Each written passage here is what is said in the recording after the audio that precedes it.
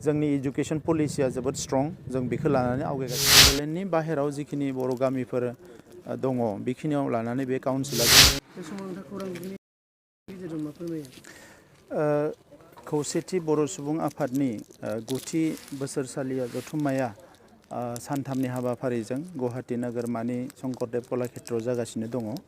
दा बेवहाय बाहागो लानानै गोजोननाय मोन्दों आरो बेवहाय गोबां डेलिगेट्सफ्रा फैनानै बाहागो लादों आरो बर' कसारी काउन्सिल UBPO आरो गुबुन गुबुन अर्गेनाइजेशनफ्रा फैनानै बेवहाय बाहागो लाफैदों। बर' हारिनि जौगानायनि जि जारिमिन, बर' हारिनि सोमावसारनायनि जि जारिमिन, बेवहाय गोबां आफादफोरनि गोबां कन्ट्रिबिउसन दङ।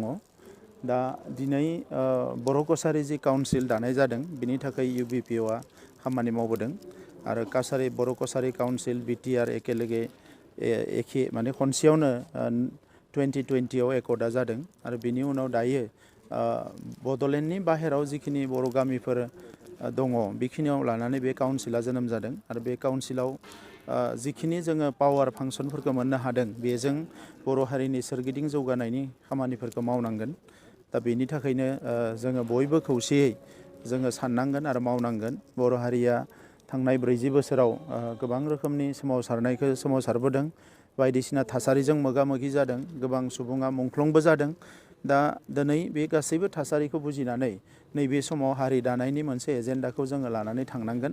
दा बेनि थाखायनो UBPOनि बिबानगिरि बिथांमोनखौ आं खावलायो जे बिथांमोननि डेलिगेट सेसनाव बे ओनसोलफ्राव जिफोर जोंहा बर' फिसाफोर रायजो जानानै दङ बिथांमोननि रांखान्थि, बिथांमोननि सोलोंथाइ, बिथांमोननि समाजखान्थि गासैबो बिथिंफोराव खामानि मावनो थाखाय आवगायबोयोबा मोजां। दुलाराय बर' फरायसा आफादाबो बेफोर ओनसोलफ्राव खामानि मावगासिनो दङ गोदो गोदायनिफ्रायनो।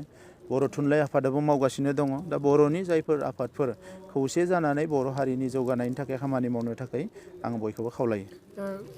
नोंथाङा मा फोरमायगोन? बेखौ लानानै जोङो सावरायगासिनो दङ। जोंनियाव बेबायदि जेबो दाबो जोङो पलिसि जों लायाखै, बिथांमोना बुंनाय बाथ्रा। नाथाय बड'लेण्ड गभर्नमेन्टनिफ्राय जे जोङो बाहेरनिया मोननाय नङा, सिंनिया बाहेरायाव मोननाय नङा, बेबायदि जेबो जों लायाखै।